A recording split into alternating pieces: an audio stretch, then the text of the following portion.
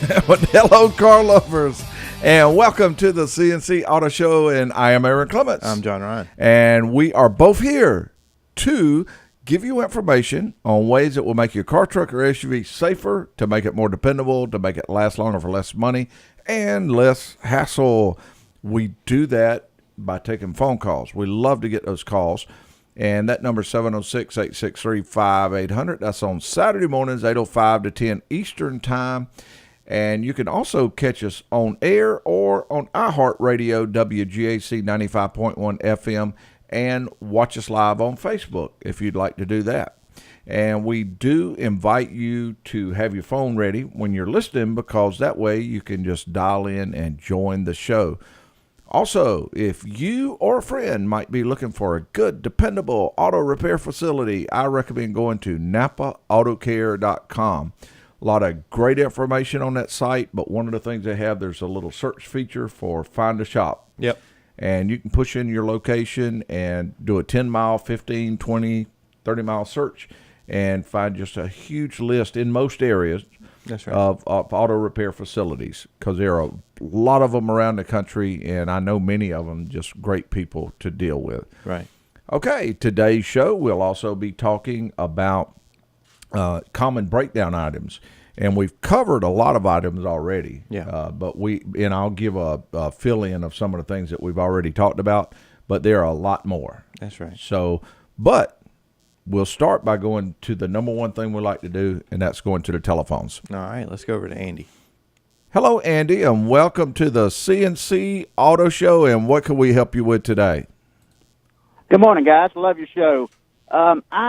I'm in the market for a diesel truck, and I'm a little spoiled. I had a 96 F350 for years with the 7.3, and really enjoyed that. In a moment of insanity, I sold it, and been a few years back, and I'm ready for another one, and I'm looking, and of course the 7.3's turned into gold after I get rid of mine, and I really want to know, should I stay away from the 6.0, because I'm reading that. And I know John Ryan has one, a truck, a diesel, and I'm looking for something that's going to sit in the yard 90% of the time, haul a camper a few times a year, and haul a boat. Well, if you want one to sit in the yard for a long time, buy a Ford. No, I'm just kidding. No, that's a total joke. Really and truthfully, it is. Andy, that's a great question about the 6.0. You know, it no doubt got a really, really bad rap. It's one of my favorite diesel trucks, believe it or not. A lot of people have totally different opinions. But here's the catch. It depends on what's been done to it. You may have done some research or heard the term bulletproof. It just really depends on what they did to bulletproof that engine. If all the weak links or the common issues that are notorious on that engine have been taken care of, it's an awesome engine. The transmissions are really, really good, even in higher horsepower applications. Differential's great. The truck's great. They still ride good. I like 06 and up just simply because it's coil sprung. The leaf spring ones rode just a little bit rougher. It's just a preference. So 06 is a great year model, 06, 07. But again, it just depends if it's been bulletproofed. Have you ever heard of that term or done some research on that? Oh, absolutely. Yep. Yeah. I've been reading that, and I always see where it sounds like some people have partially bulletproofed it. That's my next thing that I was going to mention. A lot of people do like the things like the EGR cooler. Some people upgrade the cooler. Some people delete the cooler. But there's a lot more to that job than it sounds, just by removing the emissions system on it. For instance, the injectors, there's some issues with the injectors. They have a new set of injectors out to correct that. The high pressure oil pump, that's another common problem area. So really that's the most important thing. And say if it's tuned, a lot of times they're tuned because, of course, if you remove the EGR and the cooler, you have to run an aftermarket tuner to, of course, eliminate trouble codes and whatnot. But if it's tuned, that typically means it's tuned for more power. So, you got to keep that in mind. But normally, the best way to, or the common things that you're going to hear when they're bulletproofed would be the ARP studs to actually, the head bolts themselves, because they do blow head gaskets from time to time, just under higher horsepower applications if they've been tuned. So head studs, Of course, depending on which gaskets they use, normally a lot of people use the OE Ford gaskets. Again, the EGR cooler, injectors, and the high pressure oil pump are the kind of common big money, repairs. Yes, sir. Well, I know that's expensive to do all that. Now, if I bought a truck, Right. and it hadn't been done, what kind of do y'all do it, and what kind of cost is involved with the complete bulletproof? Right. Yeah, we do. Now there's several ways of bulletproofing it. Of course, doing most of the job as far as the normal notorious thing, you can get in the $4,000 range. That's what I'm hearing. Right, but it depends too. If you want to go a little bit above that, of course, do the injectors at the same time. You can get into $6,500. It just really depends on what you want. Now, this is just again my opinion, and I love those trucks. The money, and it's always a joke online. They pop a hood and it's a stock 6-liter, and it looks stock appearing, and it says $6,000 to make it reliable. Then they popped the Duramax hood, and it had twin turbos and all injectors and everything. It said $6,000 to go fast. Just a personal preference, and even on the repair side of it, we just don't see that many issues with the Duramax diesels and the Cummins. I mean, the Cummins have some injector problems, but not the hard part mechanicals like some of the 6-liter, 6.4, 6.7 trucks have. Of course, I'm biased because I have one, but we really, really don't see as many problems with the Duramax. I like the Duramax just simply because it is a very good, it's an awesome diesel engine, but it also comes with a very good truck surrounding it. The Dodge diesels, no doubt that engine's a dinosaur. It's been around for forever. It's true and tried and trusted, all that stuff. But it's still a Dodge inside. The interior kind of has, now the newer ones was different, but the dash kind of cracks, and the fit and the finish and the comfort and all that's not exactly there. It just depends on what kind of truck you want. If you want more of a farm truck, a tow truck, Cummins is better. If you want the best of all worlds, in my opinion, would be a Silverado or a Sierra with the Duramax in it. Okay, man, that's great info. I appreciate it, guys. All right, most important thing, Thank you. anyone that you decide to do a pre-purchase on to make sure, all the stuff's been done to it. Okay, maybe I'll bring it to y'all. Thank you. All right, Andy. Andy, great question. We really appreciate that. Mentioned that timing belts are a real common reason people break down. Right. A long time ago, break a timing belt, you'd pull over to the side of the road, have the car towed, another one on, you're back on the road. If not put on the side of the road. No, you have it towed in and then have it put on. And but now when it breaks, it can be catastrophic. Right. It can cause major damage. We may talk a little bit more about those a little later. Okay. Where we're going. All right, let's go over to Mary. Hey, Mary, welcome to the CNC Auto Show, and what can we help you with? Hey, I have a question. I have a 2006 CRV, and for the first couple years I had it. Headlights, no problem. Within the last, I'd say year, one light bulb goes out, then the other light bulb goes out, then the other light bulb goes out, and then the other light bulb goes out. So it's kind of becoming really frustrating. Yeah, you about had enough they of were that. lasting a while. They were lasting so long, and now I'm replacing one, and then I'm replacing the other. Mary, the first and they're thing not that comes lasting to very long. Right, the first thing that comes to mind. Have you replaced the bulb yourself? Are you familiar with it? Yeah. The type connector, it has the 3 little terminals. Are any of them melted at all by any chance? Or do they look pretty good, clean and everything? They look pretty good and clean. They do. I can tell you on a lot of those Hondas, they use the same connectors, and what it was a wiring issue. If the actual ground side terminal is not very, very clean and making good contact, it'll heat up just enough to burn the contact of the bulb itself and totally take the lifespan out of the bulb. So that would be a definitely good thing to check. And Mary, you may have noticed this part in the directions, but on that model, they don't recommend touching the bulb as you're putting it in either. Tell you what, let us do some checking on that. Do you mind holding just for a second? No, I don't mind, but you know what? I have a feeling that you're right about that, maybe possibly melting a little bit. Yeah. Because there's been a couple of times over the last 6 months where I have smelt what I thought was like... Mary, hold on 1 second and let's touch on that. We'll be right back with the CNC Auto Show. And we are back with you on the CNC Auto Show. And I was going to touch a little bit more on timing belts, but I see we got a question in the queue up there a little later about timing belts, and we'll just cover that then. That way we can go straight back to Mary. Okay, let's go back to Mary. Mary, we were talking about your light bulbs, and you mentioned that there's a chance that touching, you may have been touching it some of the times when you put it on there? Possibly, yes, because I remember, smelling something that I thought was maybe, electrical or, a funny smell. And so that makes me think the ground issue then. I do too, Mary. Yep. The reason I say that is touching it is more, you can run into it where to shorten the life some, but it's not going to just over and over again. You have those. I lean a little bit more in the area of what John Ryan has mentioned, the possibility of a ground. Would you say that the lights are as bright as you feel like they should be, or are they a little bit dimmer than normal or anything like that? Like when they work, that is.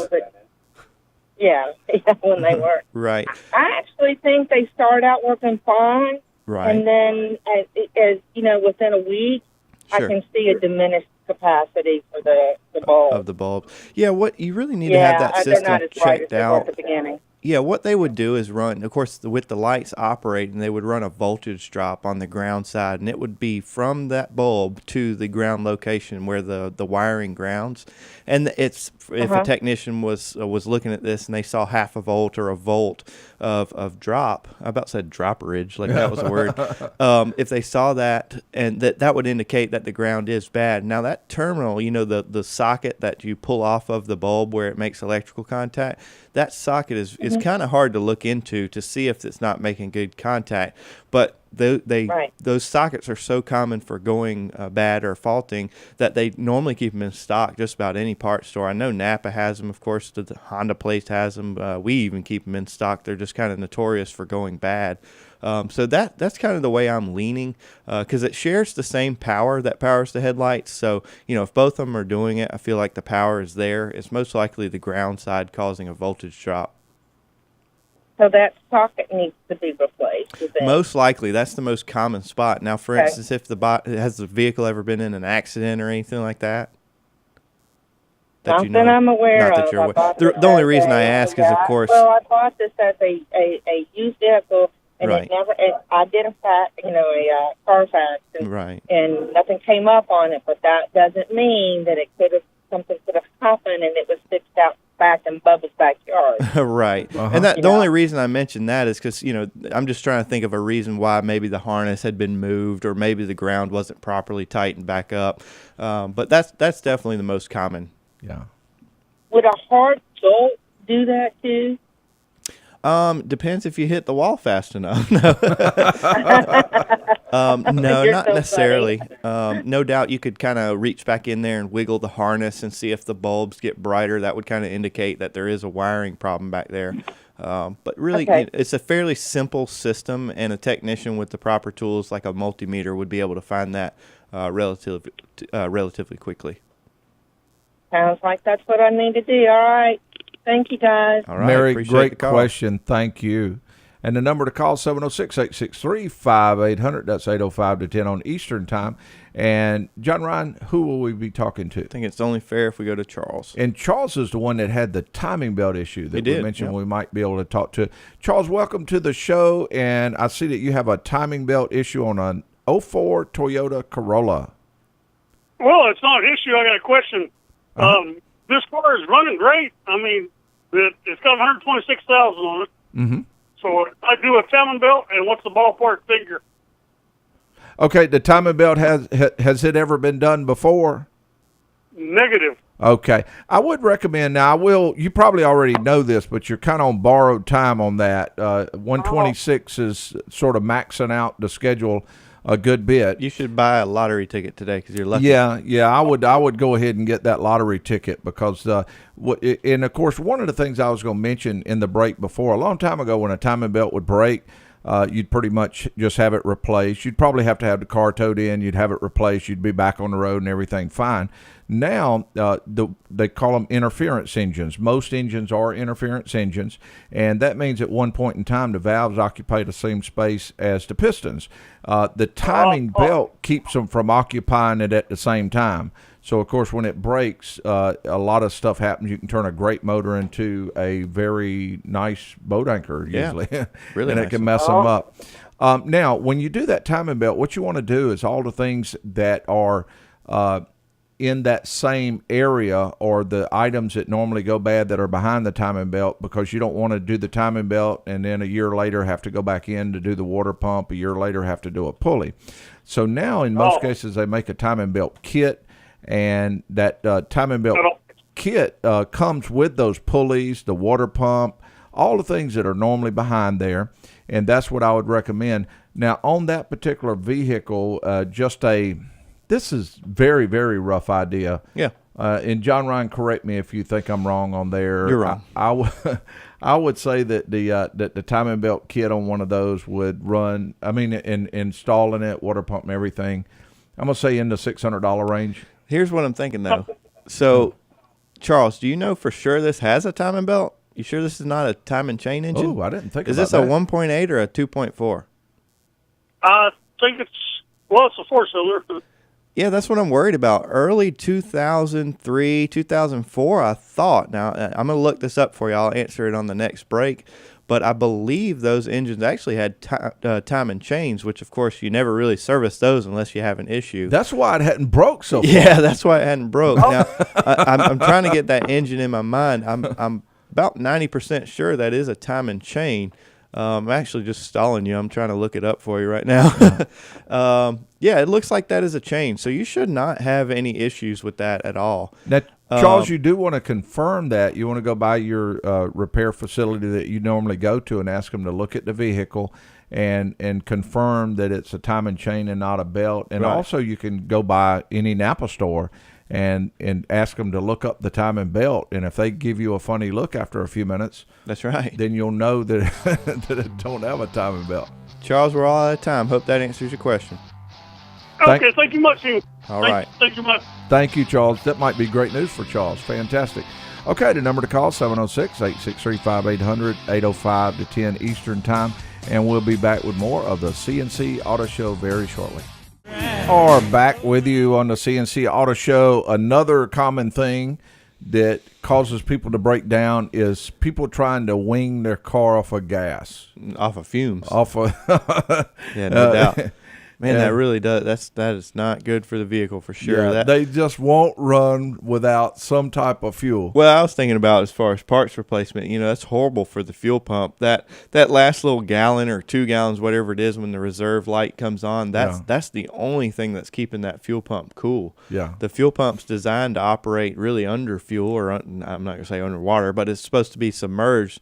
And that's really the design of the pump. It runs cooler when there's fuel surrounding it. So, when you're running it low on fuel, and it's really And I cutting know the what some lifespan people's down. going to say. They say, well, some cars can run without fuel. You have your electric car. Yeah. But on those, you have to plug it in because That's you can, right, yeah. they can run out of battery power. Well, also. I've always had the argument too. A lot of people say a diesel will idle all day and use very, very little fuel. Matter of fact, it won't use any fuel at all because the compression ratio is so high. That's a lot of people think that. And my answer or question to them is, then why does it shut off when it runs out of fuel? Yeah. So that can't be right. That is true. All right, you ready to go to the phone? I'm ready to go to the phones. Let's go to Sammy. Hey, Sammy, welcome to the CNC Auto Show. And what can we help you with today? Good morning, gentlemen. How are y'all? All right. Quick question. 2003 Dodge Dakota, V6, 3.9 liter. And I've had it for a long time. And I noticed a while back I didn't have backup lights. I put it in reverse at night. And so I checked the bulbs, replaced both bulbs, and it worked for a while. And then I noticed one night I didn't have them again.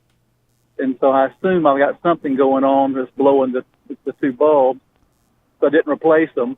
I've had a new motor put in it recently, within the last 6 months, and a new transmission, and it's still doing the same thing with the tail light or with the bulbs. But one additional piece of information is when I put it in reverse, and start backing up, sometimes it'll shut off. Never does it going forward. It did that with the old motor, does it with the new motor. So I know it's not motor related, I'm assuming. And I wonder if I've got a ground wire or something that's actually, grounded until out. that last little bit of information, I had one opinion, but that really changes it. My theory was that we've seen that kind of happen with vehicles. It doesn't really matter the make or anything, but a lot of times if you replace the bulb and you put a new bulb in there, the one you took out may not have been the correct wattage or maybe not the correct part number. But that kind of rules that out once you mention the engine replacement and all that. I'm just wondering, so the neutral safety switch that's mounted on the side of that transmission is kind of what controls several different things. One, to let the engine know it's in park or drive, whatever gear. And, of course, there's also the reverse switch on the same thing, and, of course, that sends power out. I'm just really curious to know, or see the wiring harness there. It makes me think that there could be an issue somewhere very close to that area, and it could be a bad neutral safety switch. For instance, if it's, say the when it puts it in reverse, it's sending power out on the wrong wire, could pop those bulbs. Have you ever had to replace any fuses or anything like that for that circuit, the reverse circuit? No, sir, not that I'm aware of. Right. Not that I remember doing. Because that's what makes me think that it is more of a wiring type issue. Typically, if a bulb blows, it will pop the fuse at the same time because it's kind of like taking two wires together and shorting them out. And everything, as long as it's factory, wired, is circuit protected. So that's interesting that it hasn't blown a fuse. Aaron, got any ideas on that? The other thing is just making sure the body is grounded correctly. Properly, of course, yeah. your main battery cable is going to be your main ground will Go be straight to the grounded block, at the engine. But you should have another ground wire that leads from the battery over to the body. Mm-hmm. That is, and what I'm wondering is if raising the engine up Right. and it not grounding anymore to ground the body correctly Or even just may be loose, affecting even it. at that. But that's it's really kind of grabbing at straws just a little bit when I say that. Cause Yeah, it's, and the reason I kind of went with the neutral safety switch was because, of course, that would have been transferred over to the new transmission also. Now, the only other thing, when somebody talks about burned out light bulbs or one burning out bulbs early, there's really very few things that can do that other than like a high resistance on the ground, and that would cause it to build up extra heat just under the bulb. Mm-hmm.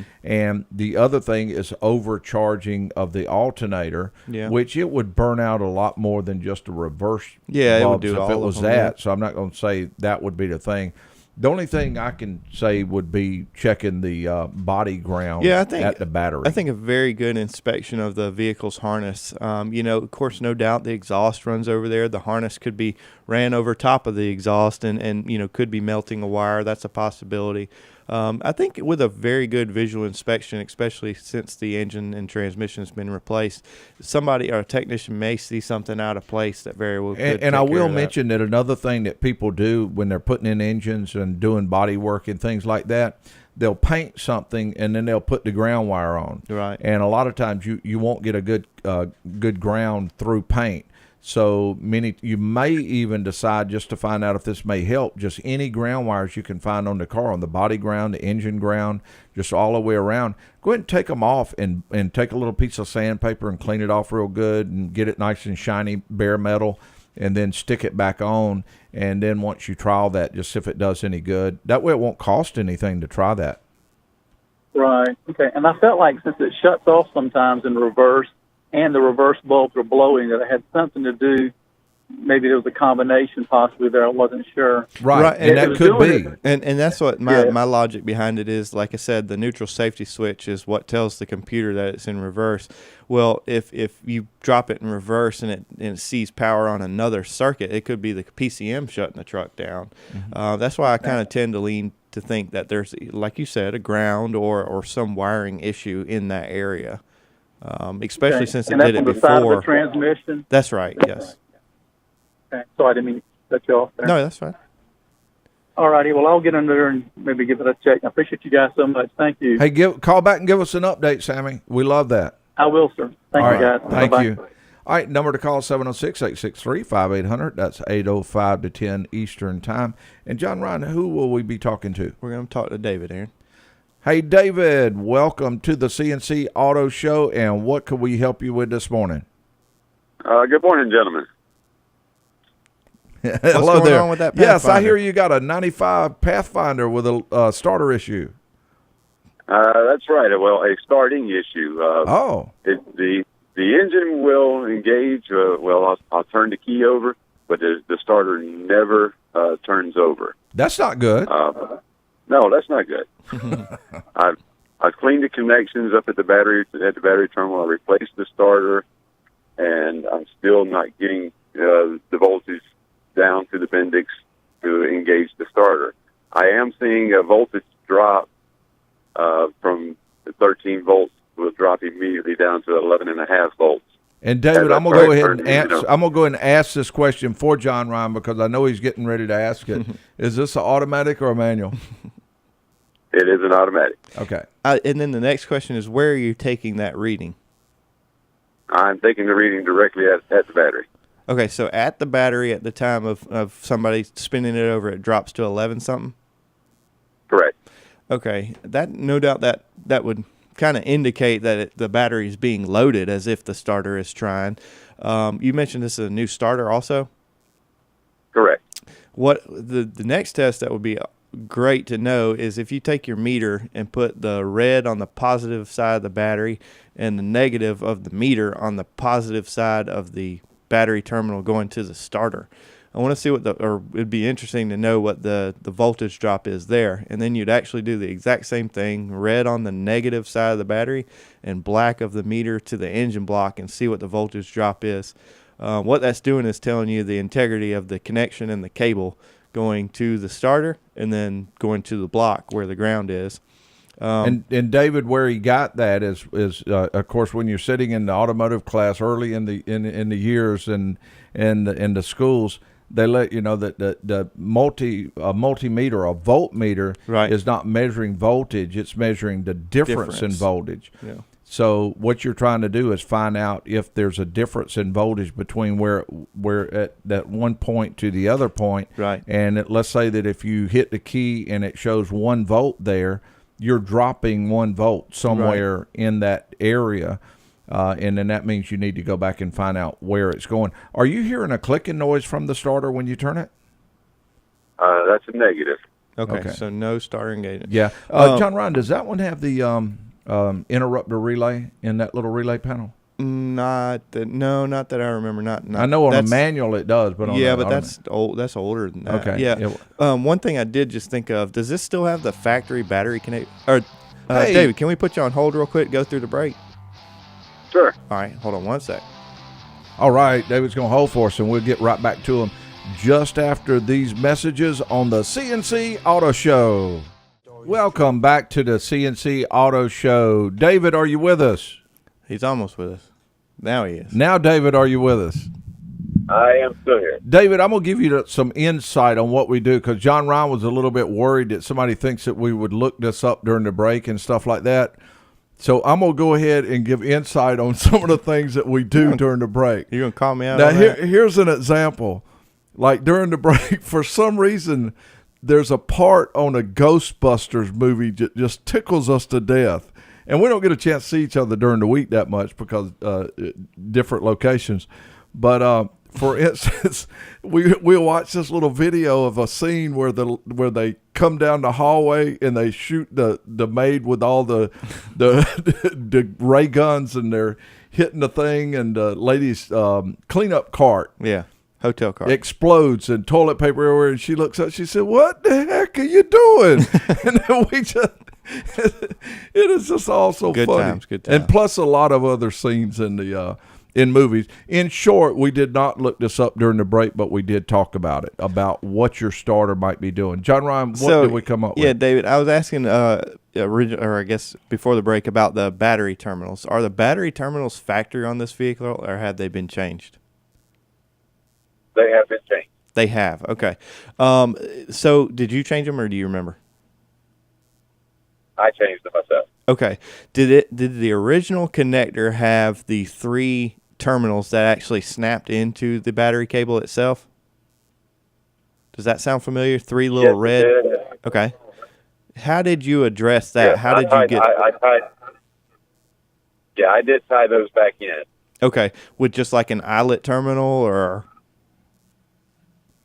Correct. Well, new connector pins. There's a separate terminal connected to it, and then with new pin connectors. okay.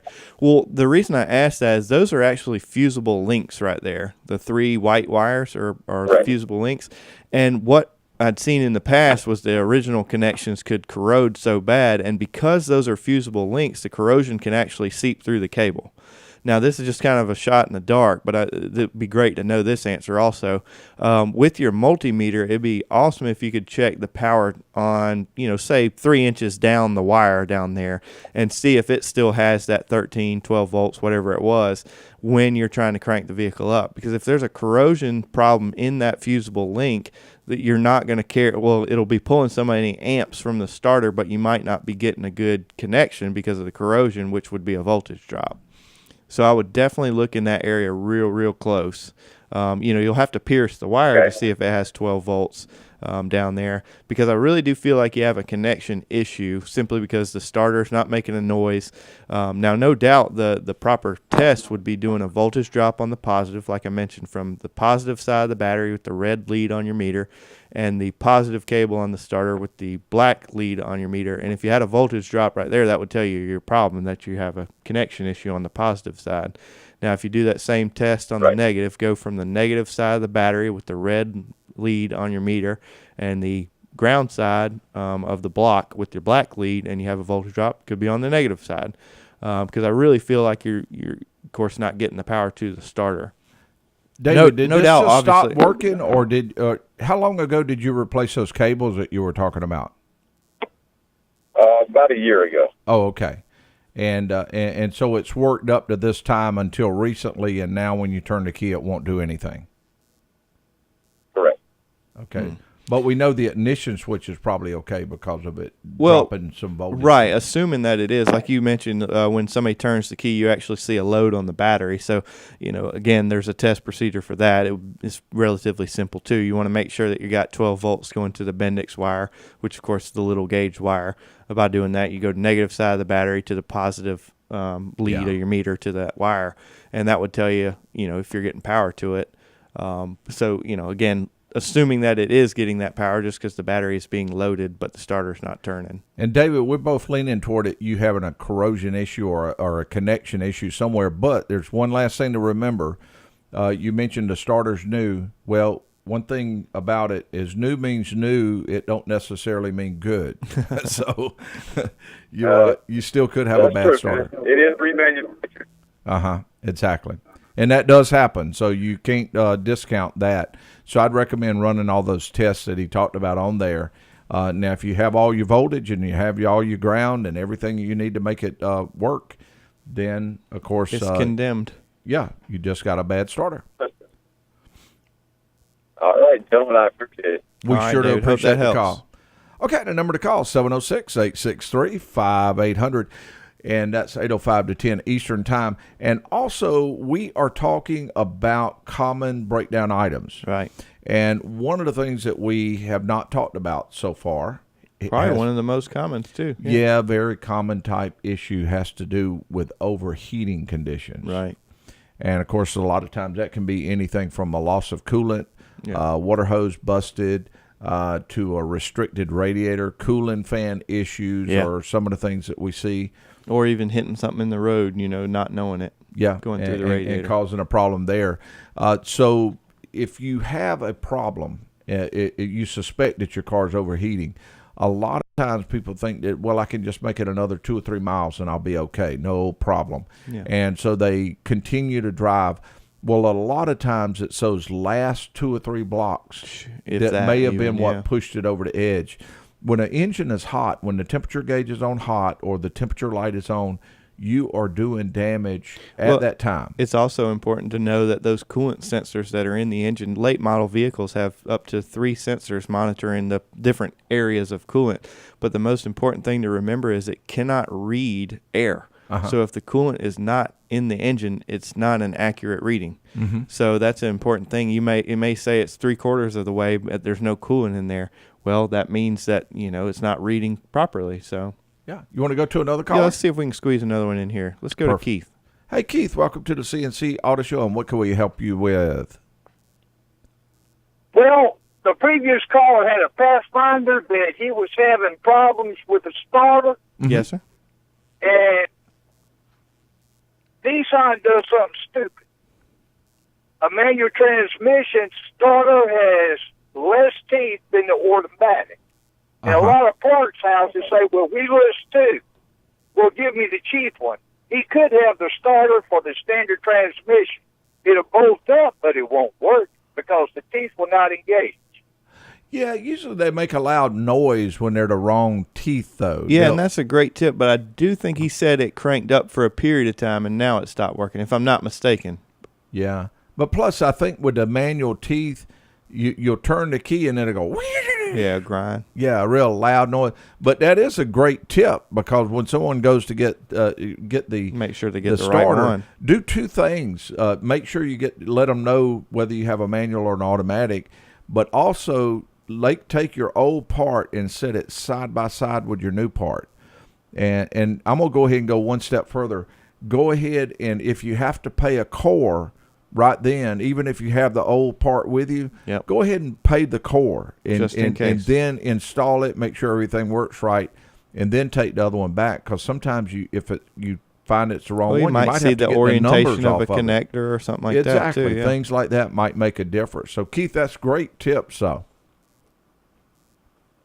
Okie dokie. Appreciate it. we sure appreciate that call. That was a very That's great. very good tip. Good tip. Sometimes it's easy to overlook those kind of things. Well, that's so. what the show's about. We come up with some ideas from time to time and some answers, but then Callers come people in and call actually in give us the and better mention idea. things like that are just absolutely off the top, really, really good. And, Yeah.